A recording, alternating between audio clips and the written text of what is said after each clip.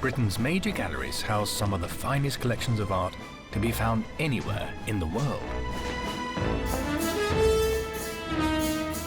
But there are thousands of other artworks we know little about in the collections of smaller institutions. Over 80% of this publicly owned treasure is in storage and often uncatalogued. We don't know the name of the artist, the subject, or when and where they were painted. The Art UK website was created to shine a light into these shadows, and now has over 200,000 paintings online. Using this database, we'll be travelling the country, seeking out potential lost masterpieces. When we find an interesting painting, I'll investigate the story behind its creation, using a meticulous process of restoration, research, and scientific analysis. I'll be exploring the world in which these works were created, the social and historical background to the life of the artist, which gives a painting its context. But simply finding a painting is just the beginning of the trail.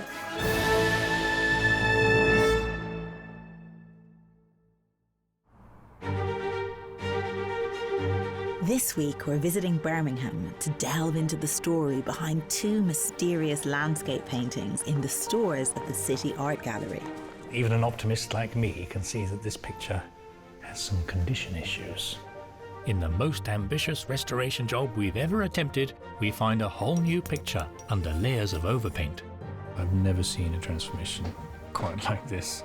These pictures reflect major changes in our relationship to our landscape in the 17th and 18th centuries. I'm just going to get me dog out. A revolution in farming led to draconian penalties for those forced off the land. People were hung, people were publicly flogged just for catching rabbits. While workers in the new industrial cities struggled to feed themselves. There's a lot of unrest about not having land. And there were many people who didn't have enough money to buy food. Our journey into the dark side of the landscape begins in the gallery's magnificent central hall, where we're met by the curator of fine art, Victoria Osborne.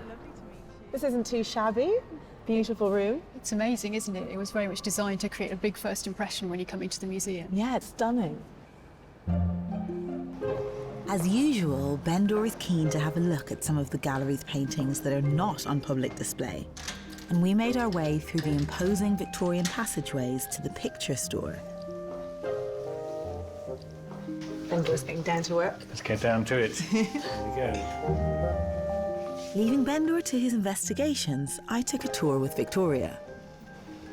So Victoria, this is really a Birmingham building through and through, isn't it?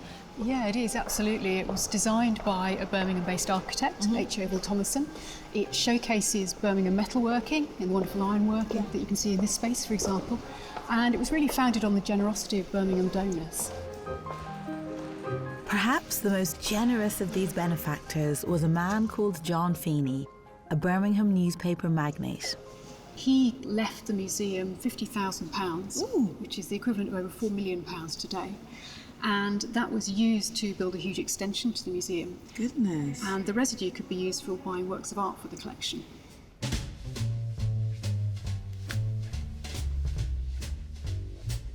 Amongst the works of art that John Feeney Bequest Fund helped Birmingham Art Gallery to buy was a picture that I thought showed some promise when I saw it on Art UK. Wooded Landscape Autumn Evening by Thomas Gainsborough, one of the giants of British art history. Now, he's mostly known for doing portraiture. He painted everyone from the king down. But his first love was landscapes, what he used to call landscapes. And this picture was bought as a Gainsborough in 1924, but it's since been downgraded to the status of a copy. It's supposed to be a copy of a larger finished work in a museum in California, which is called Peasants Smoking at a Cottage Door. The California picture was painted in 1788, in the final year of Gainsborough's life, the last of a series of paintings on the theme of a family group in a woodland glade. The Birmingham picture is much more roughly painted. It has a smoking peasant and his family, but no cottage, which is very odd. Why didn't the copyist just copy the original? So what's going on here? Well, there's the mystery. Could it in fact be that this is a sort of preparatory process by Gainsborough himself and is not just a copy? There's various things that make me wonder, because I think there are some really good bits, like I love this dog here who's a sort of energetic collie yapping up at his owner. The thing is, determining the authorship of landscapes I always find really difficult. I mean, is this here an impressionistically painted sunset, or is it just a badly painted sunset? But the thing is, I absolutely love Thomas Gainsborough, and I think this is certainly worth a closer look. To understand Thomas Gainsborough, we need to understand how his great passion, landscape painting, was regarded during his lifetime. When Gainsborough began his training in 1740, painting the landscape was considered a very lowly branch of art, mere copying of nature. Both the English landscape and landscape paintings by English artists were not well regarded. This is the sort of landscape that was admired, a view of the Roman countryside painted a century earlier by the Frenchman Claude Lorraine, preferably on a warm summer's evening, as we see here. Landscapes from Northern Europe, where the weather never looked so enticing, had less appeal to English collectors. Across the Channel, the attitude was completely different. They were very keen on depictions of their countryside, and Flemish and Dutch landscape painters like Meindert Hobbema were hugely popular. According to Art UK, there was a Flemish landscape in the Birmingham collection by an unknown artist, an attribution I can't resist. But I couldn't find it in the painting store. When it was got out for me, it became clear why. Well, even an optimist like me can see that this picture has some condition issues. First of all, it's very dirty. There's a yellow and thick old varnish, and then it looks like there's some old lining paper on the side here, and obviously it's in two distinct pieces. Someone has tried to fix it with this sort of wooden lollipop on the back, and that's its given way. And then there's a great mass of black here, which looks like overpaint, and I'm guessing it's been applied to sort of cover up the split in the middle. But we do like a challenge, and actually I think the condition of this picture is not quite as bad as it looks. I also think the quality is quite good, because for the bits that we can see in, these little figures going about their daily business, they're really beautifully painted. I love them. They're so animated. And we can see all the colours and all the drawings, and they look to be in good condition. The academic term for these little figures in art history is starfage, or if you really want to be pompous about it, staffage. And we can also see the people's beasts. And I'm particularly drawn to these cows here, which are really well painted, particularly the rear end of them. Now, if there's one artist in particular who loved the back end of a cow, it was Jan Brueghel the Elder. And back in Flanders in the early 17th century, Jan Brueghel the Elder was a big name. He collaborated with the likes of Peter Paul Rubens, and along with his workshop and his son, Jan Brueghel the Younger, he painted scores of landscapes just like this. Now, if we can repair this landscape and elevate the attribution to Jan Brueghel or his studio, then that will be a significant advance. So we have two pictures to investigate. An early 17th century landscape from Flanders, which might possibly be from the studio of Jan Brueghel the Elder, and a late 18th century painting of a woodland scene with a clear connection to Thomas Gainsborough. Both share a romantic vision of life in the countryside, and I hope they're going to tell us an interesting story about how landscape painting evolved. The Gainsborough was bought for the gallery by the John Feeney Trust, and I wanted to find out a bit more about the man behind the money. It seems that John Feeney was concerned about more than just the artistic soul of the city. His generosity extended into every aspect of Birmingham life. Birmingham Museum has a vast collection centre, stuffed full of the city's ephemera, like the relics of a lost civilization. John Feeney's biographer, Carl Chin, took me to find one tiny exhibit that had a personal significance for him. I'm quite emotional looking at these. These were the shoes, the boots that were given out to poor kids, boys and girls, from 1906 by the Christmas Tree Fund that had been set up during the time of the ownership of the Birmingham Daily Mail by John Feeney. Aha. My grandparents all wore these. My nan, he hated wearing them because of the stigma that was attached to them, because you were marked out as a poor kid, even in a poor street. And they were badly fitted. So our nan, like lots of other people, suffered with her feet for the rest of her life. Without these, poor kids would have been barefoot. Can you imagine that in a winter, a hard winter? I know, it doesn't actually Snow bear on the thinking ground. about, yeah. And you know what really gets you as well is that this was the richest nation in the world. I know. We were the richest nation in the world, yet so many of our kids, through no fault of their own, were barefooted. So much poverty amidst so much wealth.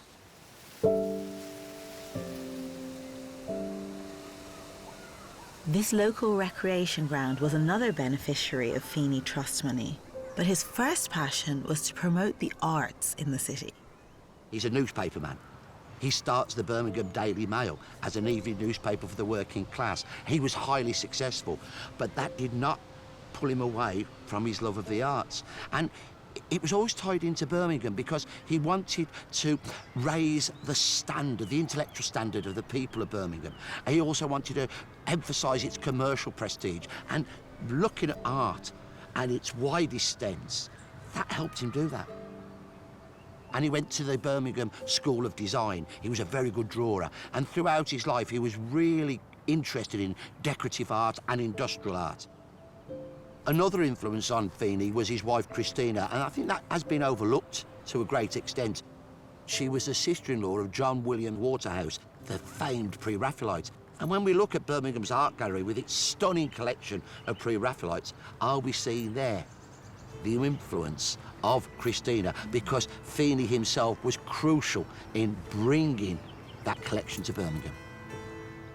There's certainly a great deal to thank John Feeney for. The art gallery now has the most important collection of pre-Raphaelite art in the world. Thousands of once barefoot Birmingham children were able to walk to school in winter.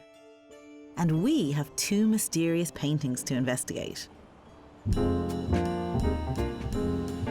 A few days later, the pictures have arrived at the London studio of our restorer, Simon Gillespie.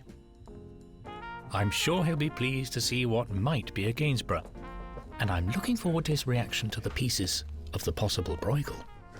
I chose this one specially for you, Simon. For Christmas? Yeah, Christmas has come early for you. Oh, right. You bring them flat pack? Hang on, there's another bit. I should hope so. This looks great. Off we The go. price of one. Look at that. Good heavens. I thought it was about time we gave you a proper challenge, you see. The way you say that always makes me worry, Bendor. Thank you. Did they really join up? Simon was quickly able to settle that question. Here we go. Look. Look closer. It's a dowel. Okay. And there's another one there. So that's the sign of a professional panel maker. And one way of supporting the join would be to put dowels in to help strengthen the panel. This has been kept in a very damp place. And it's been wrapped with something when it was damp. And the damp has caused this horrible cloud.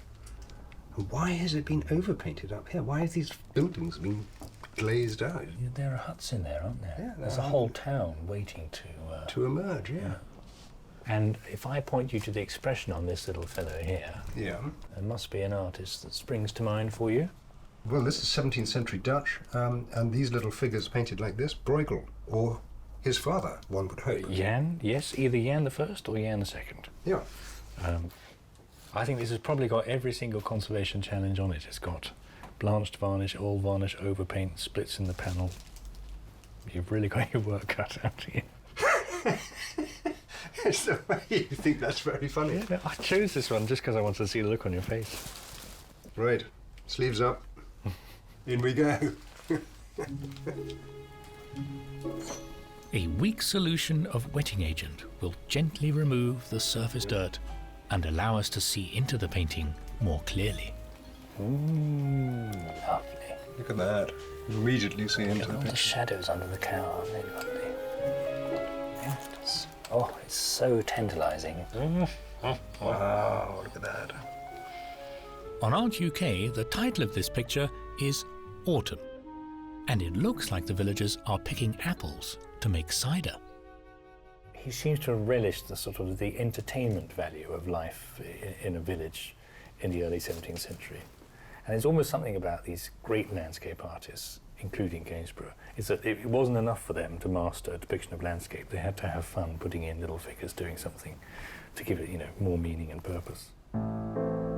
It's difficult to work out why this mysterious picture has areas of painting that differ so dramatically in quality. But there are hints of something promising beneath the murky overpaint.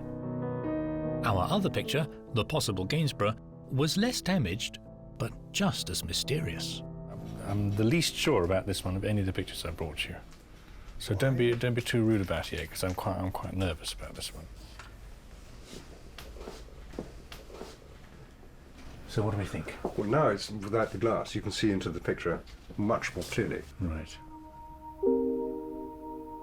The first encouraging signs that it might be a sketch or a study, rather than a copy, are areas where we can see the artist has changed his mind during the painting of the picture. You can see where there are movements of paint. Oh yes, You see? There's little sort of scores Yeah, into the paint. it's almost as if there was another trunk. Well, if that is the ghost of an old tree trunk, that's a great thing, because it would suggest that it's not a copy. Well, as we say in the trade, it's called it's pentiment, isn't it? Where the artist is working away on his picture as he's standing in front of it. It's not a copy, as you say, and he's changed his mind because it looked a bit peculiar there. So we need to find more of those. well, I think you'll find there are. Yeah. Look at the bits and pieces around behind those figures. Yeah. That's ideally where we might find something else. Okay, we're still living. We're not dead yet. That's good. No, very much not say. This needs first aid, but not a major heart transplant. You can understand Gainsborough's affection for the Suffolk countryside when you visit the town where he was born, Sudbury. He was the youngest son of 8 children of John Gainsborough, a wool merchant. During Thomas's childhood, they lived in this elegant house in the centre of the town. Though the wider Gainsborough family were prosperous, Thomas's father was the black sheep. A former bankrupt, he was not good with money. The young Thomas sounds like a bit of a scallywag who had some odd inclinations. He frequently bunked off school to go out into the countryside to draw the landscape. This love of nature and the urge to capture how it appeared was to stay with him for the rest of his life. There's a family story that Thomas's dad, suspecting his son was up to no good when he wasn't in school, actually followed him one day to see what he was up to. He found him sitting on a bank making a drawing. And when he saw the drawing, all his anger left him. And he said, "Tom will be a genius." The young prodigy was packed off to London at the age of 13 to be apprenticed to a painter. But Suffolk was his inspiration. This is one of his early pictures, painted when he was 19. The gentle countryside and dramatic cloudy skies of these first efforts show clearly the influence of Dutch landscape paintings, which he would have seen in London coffee houses and picture auctions.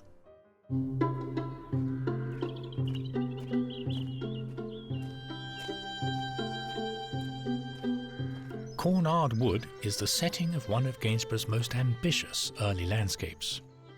It's difficult for us today to understand quite how revolutionary it was for Gainsborough to want to paint a picture of rural Suffolk as it actually appeared, with grey skies and populated by the working poor. No one else was doing it, and few people would have wanted to buy the picture when it was finished. Cornard Wood is a short walk outside Sudbury, and it's extraordinary that nearly 300 years after he painted it, you can still find the spot where Gainsborough stood. Goodness me, for a remote woodland scene, there's so much activity. There's a cow, 2 donkeys, 3 dogs, some flying ducks, and 5 people. And those 5 people are also very busy in turn. We've got the woman grazing her cow, another peasant gathering firewood. And this fellow I love down here, he's digging the wagon wash, which still exists in the view before us. this beautifully observed depiction of the life of the countryside never left him. Cornard Wood, from the beginning of his career, shows exactly the same affection for the people it portrays as our smoking peasant from the very end of his life. He wanted to depict their everyday activity, but I think he was particularly drawn to the life of the common folk, the commoners who had the right to use the common land, which they'd been doing for centuries. He was drawn to the romance of the rural idyll in a pre-industrial age. The problem is that that way of life was now under threat. The threat was revolution, an agricultural revolution. Before the 18th century, the majority of Britain's population still lived in the countryside, growing subsistence crops in shared fields and grazing animals on the common. The move to more industrial food production meant bigger fields and enclosing the commons. The pastures and woodlands that had previously been available for all the people to use became the property of individual landowners. We can see this new rural landscape very clearly in a painting by Gainsborough himself, the portrait of Mr. and Mrs. Andrews. Mr. Andrews is a modern farmer, and his field has been planted in rows with a mechanical seed drill. In the distance, sheep graze in a gated pasture where they can be selectively bred. But what about the commoners who used to have unfettered access to unenclosed land? In many cases, their very way of life had suddenly become illegal. I'm just going to get my dog out. Okay. Simon Whitehead has been catching rabbits using ferrets for 20 years. Ferreting was a popular way for commoners to supplement their diets in Georgian England. Back then, a rabbit, that was a meal for a family, maybe for a couple of days. You could catch half a dozen rabbits and probably get more money for them than you would do working for the land for a week. They are quite sweet looking, but then I see their ferocious fangs. It's all in handling, As you get them used to being handled, they're as soft as anything. After the commons were enclosed, ferreting became a form of poaching, and the penalties if you were caught were increasingly draconian. Once you were turned into a poacher, then you've got the stress of trying to disguise what you're doing, because the penalties, obviously, for even having a means of harvesting food was, well, it doesn't bear to think about what they used to do to people that were caught taking rabbits. If people were poaching rabbits or trying to catch rabbits, they would have been deadly quiet. So nobody would have known what they were on about. So this is why we like to use nets, because it's quiet, it's not restrictive, and you can get in and get out without anybody knowing what you're doing. In a few minutes, the ferrets have the desired effect. The rabbits make a dash for freedom and are caught in the net. These bunnies are bound for a local organic pie maker. To combat poaching, the notorious Black Act of 1723 introduced the death penalty for 50 new offences. People were hung, people were publicly flogged. They were sent on the ships out to Tasmania and Australia, just for means of catching rabbits, never mind catching rabbits. Back then, it was proper brutal. So yeah, them acts changed a lot in our history. Living in a clearing in a forest, I'm sure the smoking peasant in the Birmingham painting would have fallen foul of the game laws, but he looks like butter wouldn't melt in his mouth. I paid a visit to Simon's studio to see how he was progressing with the cleaning of the picture. There we are. We're ready to fully understand this picture now. So what we're going to do here is take off not only the known varnish that we know is over all the picture, but also the most recent retouching. And you can see it. This just covers around the outside of the figures here, where it looks like there's a pentiment that has been painted out. I'm encouraged to see so many pentiments, like this ghostly outline of the main tree trunk. This is just the sort of evidence we would expect to see in a sketch, where an artist is working out his composition. Logically, it has all the ingredients for a preparatory work by Gainsborough. Well, early days, we've still got to get the main gloop off this soupy area in the middle, which will give it more form. And with a little bit more time, I think we'll get there. Come on, swab away. Okay. Swab, swab. You are taskmaster. Gainsborough's landscapes were a way to express his romantic attachment to the countryside, but they would never pay the rent. To earn a living, he was obliged to paint portraits, something he frequently claimed to detest. In fact, he was an exceptionally gifted portraitist with a lively style all of his own, and in 1759 he made a major gesture of intent. He moved to what was then the most fashionable town in Britain, Bath. I've always admired Gainsborough's spirit of get up and go. He never did things by halves. And if he was going to paint people's portraits for a living, then he might as well come to where the punters were most susceptible, or as he himself put it, the continual hurry of one fool on the back of another. Gainsborough was in his early 30s, and by now had a wife and 2 daughters to support. But his fluidity with the brush and an extraordinary ability to capture a likeness meant he could manage several fools a day. Success was rapid, and his prices escalated equally quickly. He moved into a house here, in the Circus. It was then, and remains, one of the smartest addresses in town. One of his neighbours was the Duke of Bedford, but he found earning the money to support this way of life extremely irksome. In the Holborn Museum, they have a fine example of a Bath period Gainsborough portrait. This is George Byam, and he's a great example of the sort of fool that Gainsborough had to deal with on a regular basis. Byam's money came from a plantation in Antigua, and in 1762 he commissioned this magnificent portrait to celebrate his marriage to his wife, Louisa. A couple of years later, though, Byam was back knocking on Gainsborough's door, wondering if he wouldn't mind awfully adding in a portrait of their daughter, Selina. And while he was at it, could he please change the colour of Louisa's dress from pink to blue? Could he also please add some gold braid to his waistcoat hair?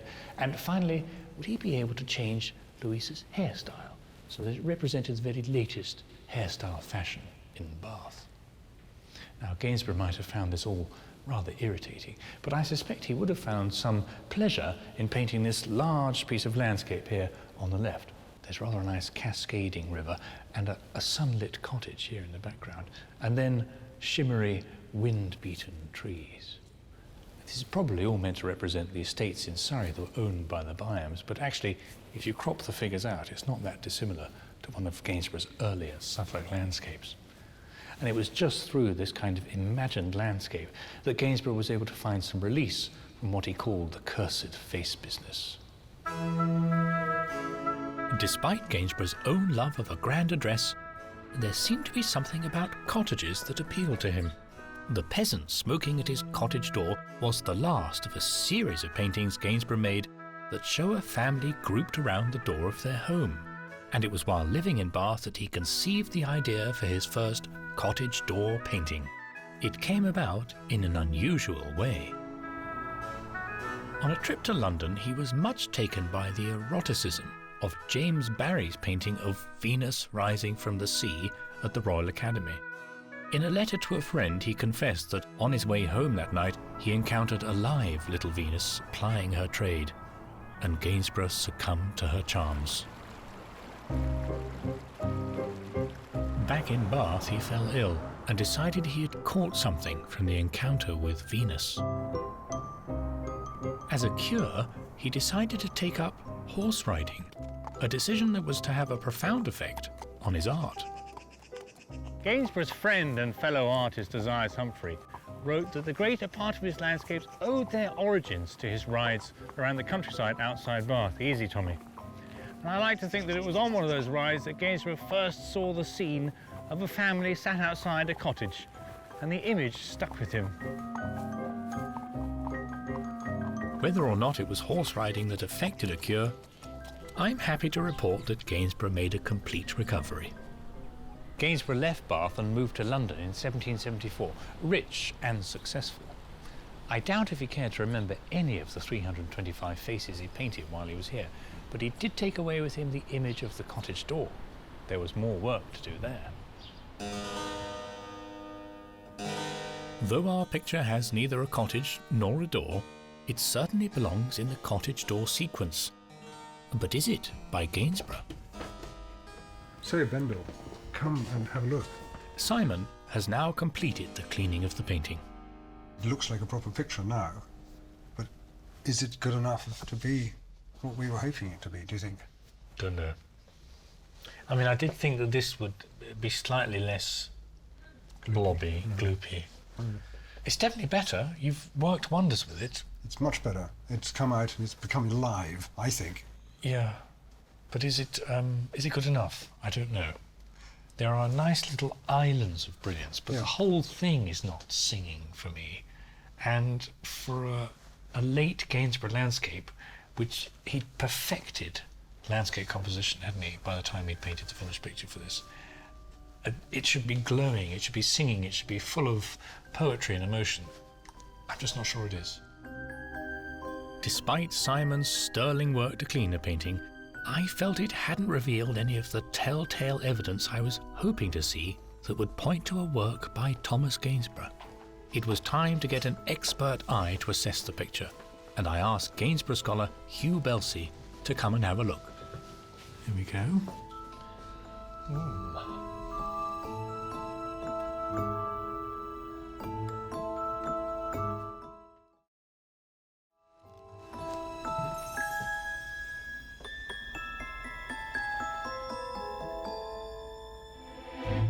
Well, Hugh, I was quite hopeful at the beginning, especially on paper. It's got, you know, the changes and things that might make you think it could be right. But I'm hoping you can guide me as to what we're really looking at.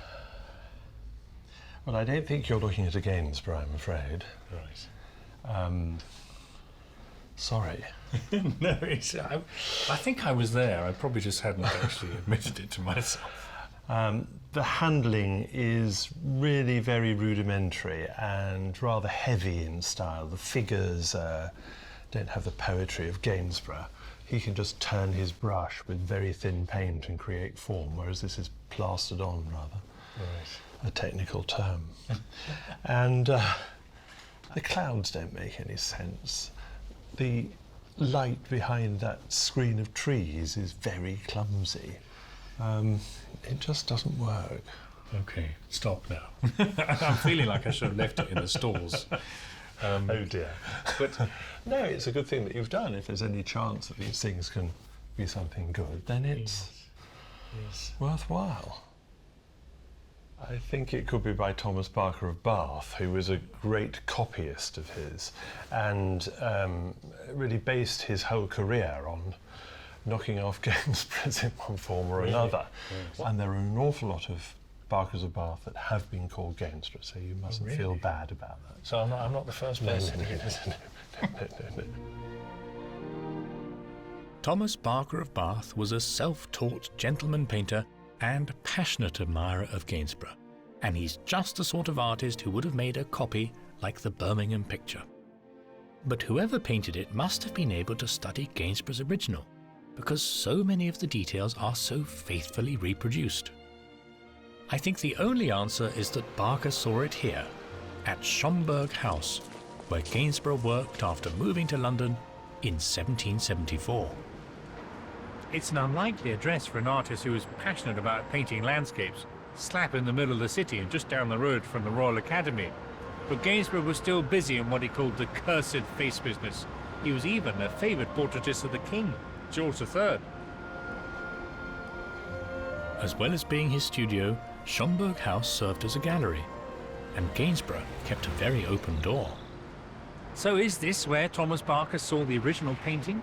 Well, we don't know. But it is likely, as an aspiring landscape painter, that Thomas Barker would have visited Gainsborough's studio.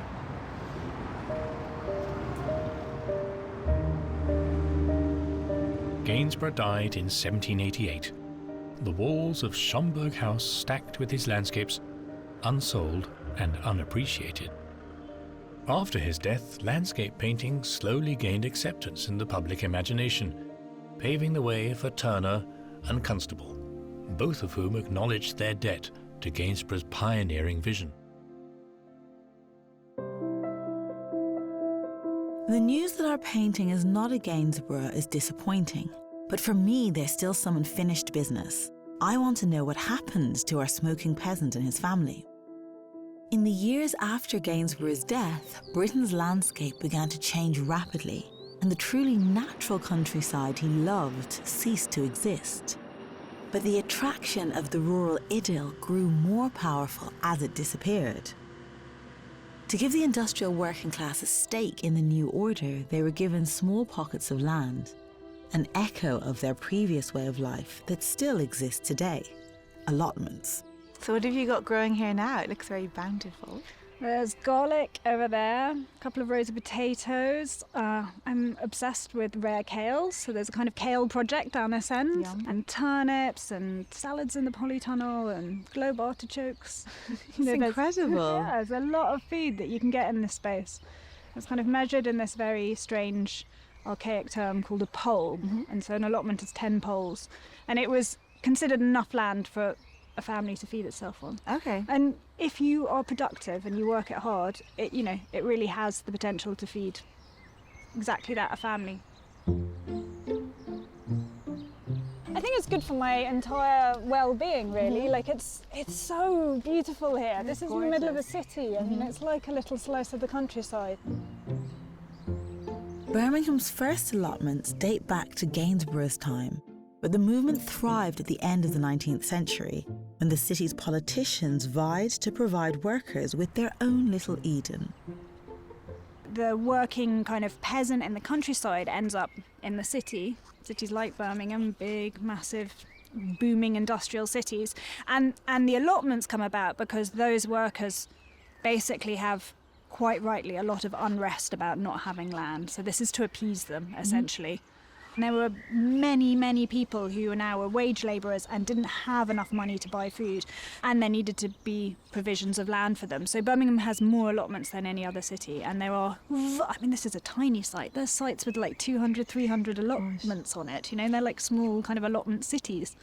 And it was one of the first kind of cities to adopt having allotments. So there's one of the charms of the city is that there's these wonderful big allotment sites all over it, so you can have your little slice of the country.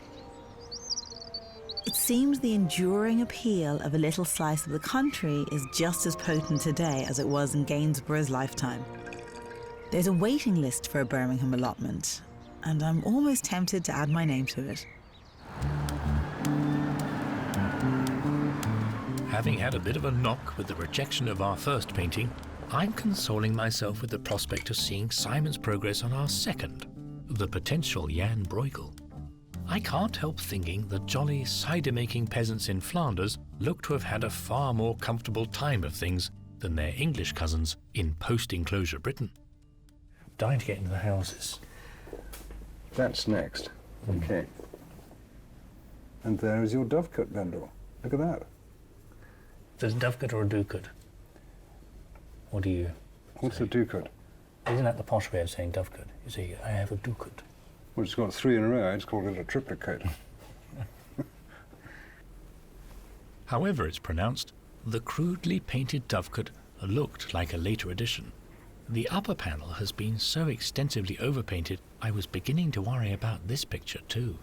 Yes, I think we do need to move on to the better bits of the picture, because I've seen nothing in here so far that says Brueghel or even comes close to Brueghel. There we go. This is very nice. You're right. This looks like a different picture, different. Yeah, panel. it does. That's a lovely horse. Look at the colours coming out in the horse's hooves. Yeah. Now that looks like a bit of Brueghel. What a relief. Oh, that's amazing. Look at that. Oh, it's so good. Pink nose. Look at his bridle. Isn't that lovely? Well, the ultimate test for Brueghel is the back end of a cow. So, not always. Yeah. Simon, choose your cow. Well, you've got a good array of cows here.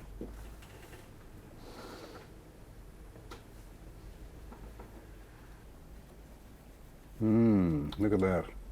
Look at these tiny little strokes in here, which are hatching lines, which makes the 3 dimension of the animal. Oh, we're so lucky they're all intact. They're in beautiful condition. Try that blob. This little white blob is very strange, and it looks like some water has been sitting on the surface and has caused that bloom that I talked about. And hopefully it'll just come away as the varnish dissolves. And there she goes, look. Thank goodness it's not in the paint. That is actually like magic. Poof, it's gone. I aim to please. Well, this is very encouraging because I was getting a bit despondent by the quality of the top, and everything in the bottom half of the panel is actually exceeding my expectations of the quality of the painting. I'd agree. The details of the lighter areas that have survived are in great condition. Any doubts I have about this picture are easily calmed by looking at the back end of a cow. However, we do need all the ammunition we can get if we're going to get our attribution through. So we've asked dendrochronologist Professor Peter Klein to help us with some science. Peter uses the growth rings in the wood to date the panel, and should have an answer for us soon. Jan Brueghel was one of the finest painters from a prestigious family of artists who bore the Brueghel name. The dynasty was established by his father, the pioneering landscape painter Peter Brueghel, whose Hunters in the Snow was painted in the winter of 1565. His son Jan had a busy studio in Antwerp. He's shown here in a tender family group, painted by his friend and collaborator Peter Paul Rubens. To find out what to look for in a painting from Jan Brueghel in his workshop, I went to Sotheby's to meet Andrew Fletcher, head of their Old Masters department, and to see a bona fide work by Jan Brueghel the Elder. What he does is he takes the heroic landscape that was invented by his father, and he adds into it a myriad of figures, painted in this wonderfully detailed, feathery way. They're extraordinarily detailed, they're aren't they? absolutely they're extraordinary. Like a miniature. It's almost as if he's using some sort of artificial magnification to achieve this level of detail. He sadly dies of cholera in 1625. However, the dynasty does not stop there, because he had a son who we call Jan Brueghel the Younger, and actually so close is Jan Brueghel the Younger's work to that of his father. It's very problematic determining whether a painting is by Jan Brueghel the Younger or Jan Brueghel the Elder. This early Jan the Elder work is actually a biblical subject, though you have to look closely to work out whose story is being told. Here we see on the far right a chap being cast overboard from this ship in full sail, and if we look slightly further to the left, we see a rather large fish, which we must describe as a whale, even if he doesn't particularly look like one, It's quite frog-like, about to gobble him up. And that, of course, is the Old Testament subject of Jonah. So you can see here, this it's almost painted with the very tip of his brush. Yeah. A wonderful, must have had the most steady hand imaginable. Extraordinary sense of confidence in what he was doing. Understanding of anatomy. If you look at some of the figures, like this one, this chap bending over like that, with one shoulder slightly raised, the other one down, is totally believable. Yes, he is, isn't he? And, you know, I think in imitations, you only have to look at the anatomy of the figures to realise in many cases that that can't be by the great man himself. The figures in the Birmingham painting certainly have this anatomical realism. You can really feel the weight of this bag of apples being heaved into the back of the cart. It would be a real coup if our figures are by Jan the Elder, as his pictures are more sought after than his son's. But any attribution, whether it be Elder, Younger or Workshop, will be a significant leg up for this sadly mistreated picture.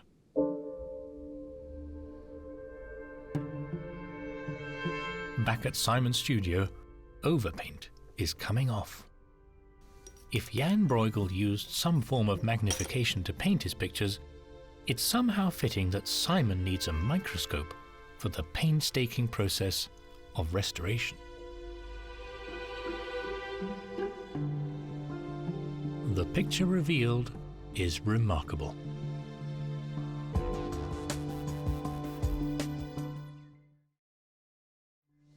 I'm almost having trouble believing this is the same painting that I brought you some weeks ago. What? Half of it seems to have disappeared. We've got a whole new town here.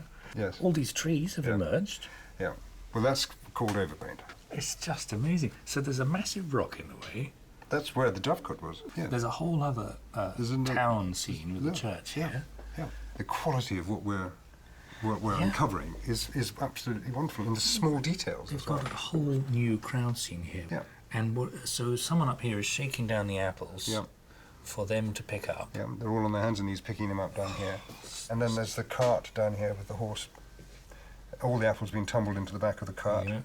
Presumably being taken off into the village here. There is actually a cider press. And everything now makes much more sense as a narrative in this picture. The cider making process. Yes. Is there's a cycle going complete, on, isn't it? Yeah.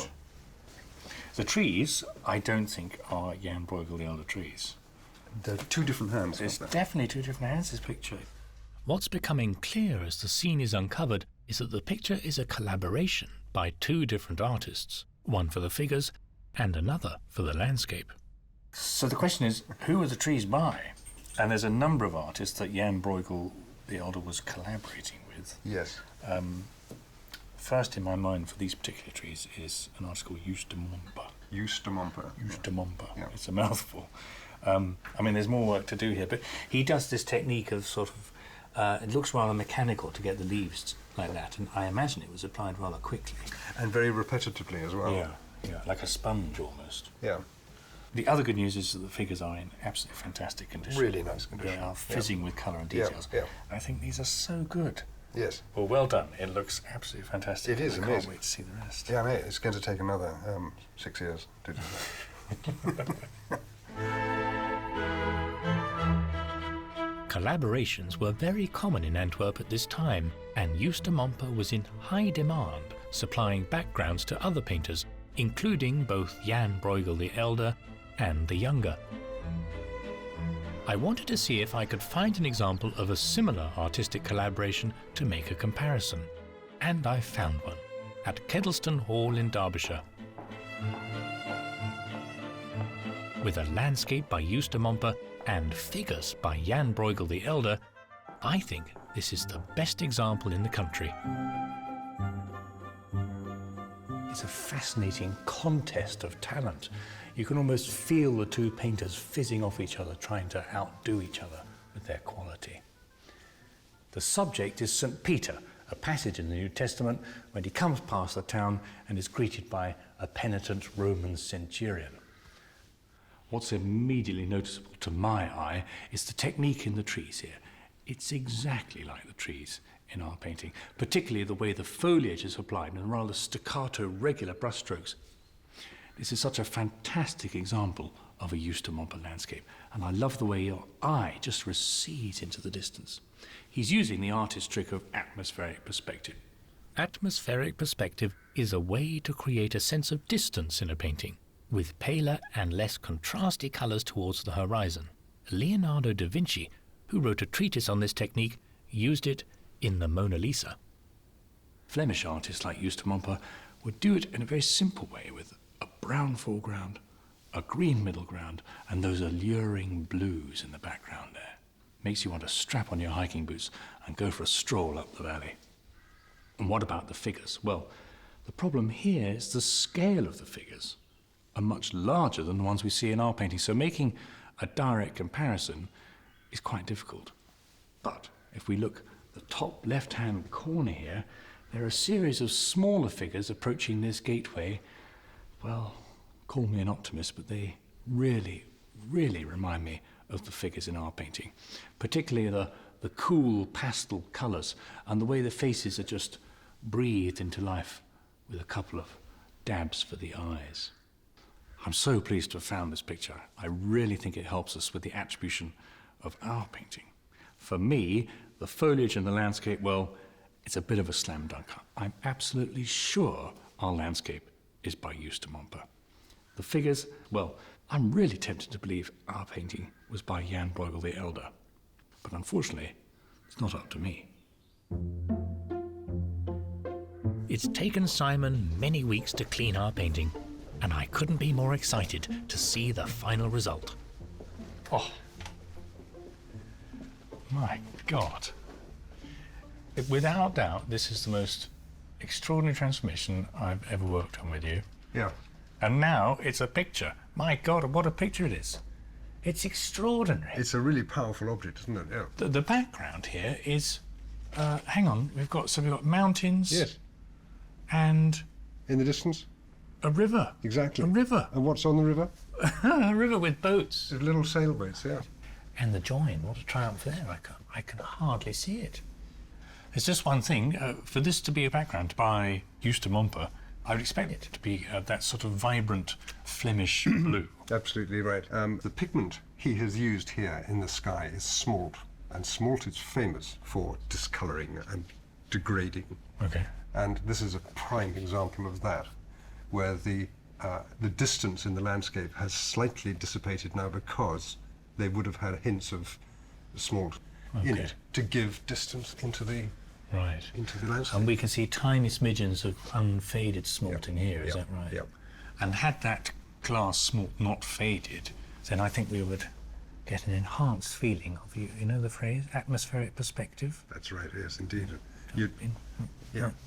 So if we think that this is by two artists, Eustace Momper being a bit cheap with his blue in the background, Jan Brueghel comes along, Rolls-Royce, nothing spared, brilliant pigments, beautifully painted. And beautifully preserved. Yeah. I think if we get this through as a Brueghel, for me, this picture is now going to be known as the miracle of the Brueghel. Because I would never have thought, when I was looking at the two planks in the storeroom at Birmingham, that we would get anything like this. Yeah. Whoever had the audacity to think that they could do a better job than what we've uncovered is outrageous. Yes. Crimes against art. Whoever the criminal was, it's good to have felt his collar so effectively. The work that Simon has put in has revealed a dramatically different painting. The Flemish village has emerged from the gloom as if the sun had come out from behind a cloud. The crudely painted buildings and trees covering the landscape have gone, revealing a river gently meandering into the misty distance. And the patient horse, with his pink nose, is still waiting to be led away. A final boost to our confidence is the arrival of Peter Klein's dendrochronology results. Creation of the painting possible from 1595. So essentially that means it's not a later fake, it's early enough to come from the workshop of Jan Brueghel the Elder, but if the panel hung around in the workshop for a bit longer, it could have been painted by Jan Brueghel the Younger. Absolutely right. All our options are open. I think this leaves little doubt the picture is from Jan Brueghel's studio in Antwerp. But are the figures good enough to be by Jan Brueghel himself, his son Jan the Younger, or simply from his workshop? It's time to show our cleaned and restored picture to Brueghel expert Andrew Fletcher. I had sent Andrew a photograph of the panel as it was when I first found it in the stores of Birmingham Art Gallery. Thanks for coming to see us. Pleasure. Andrew, can I present our painting? Yes, you may. Gosh, what a transformation. What an amazing change.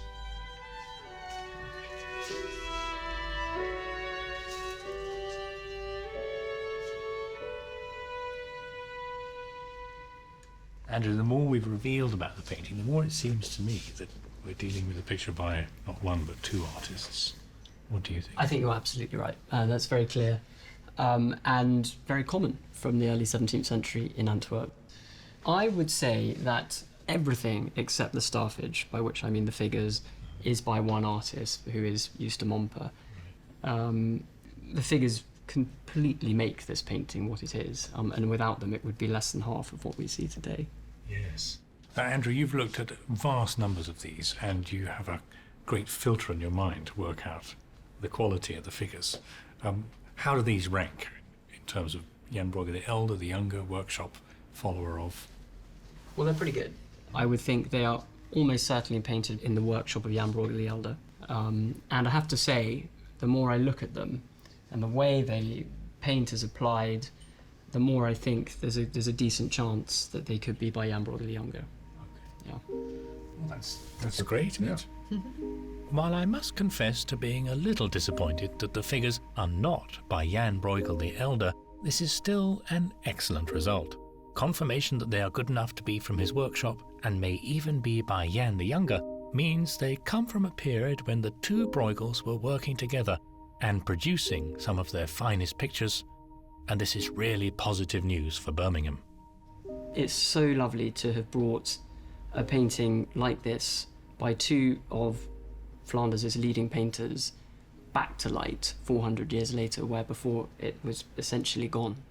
Well, it's come a long way from 2 planks in a drawing, Birmingham. And well done, Simon. Ciders all round. No? Pint of cider, yeah. Get rid of the planks.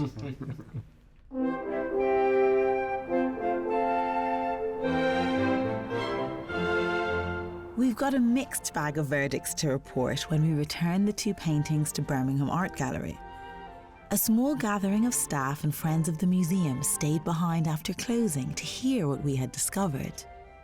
I think Bendor will be pleased he didn't bet his shirt on the first painting being a Gainsborough. We showed the picture to Hugh Belsey, who is the world's leading expert in all things Gainsborough, and his view about the picture was that it's not by Gainsborough.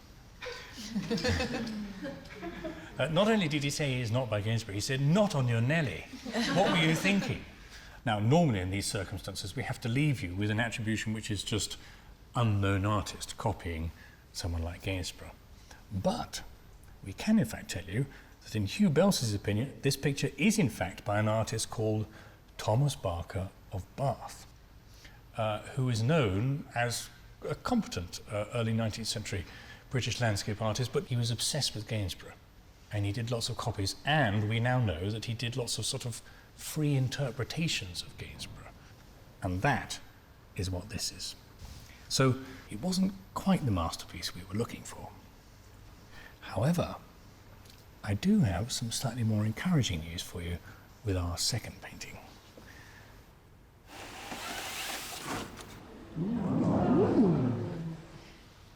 So I have to say, in Britain's Lost Masterpieces, we've had some fairly exciting transformations of pictures in the past, but we've never had anything quite as exciting as this. We have shown the picture to the head of the Sotheby's Old Master Department, Andrew Fletcher, who has seen more of these pictures than you and I have had hot dinners. And he believes that the background is painted by someone called Joost de Momper. He was one of the leading landscape artists in Flanders and Holland in the early 17th century. And in his opinion, the figures are from Jan Brueghel the Elder's studio, and we think we can be reasonably certain who painted them within the studio, and that was Jan Brueghel the Younger. And it probably would have been part of a set of 4. So somewhere out there are spring, winter, and summer. So keep your eyes peeled.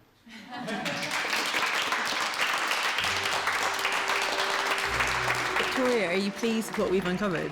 Obviously, the Flemish picture it's been astonishing to see that emerge from under all of that dirt and old varnish and underpainting.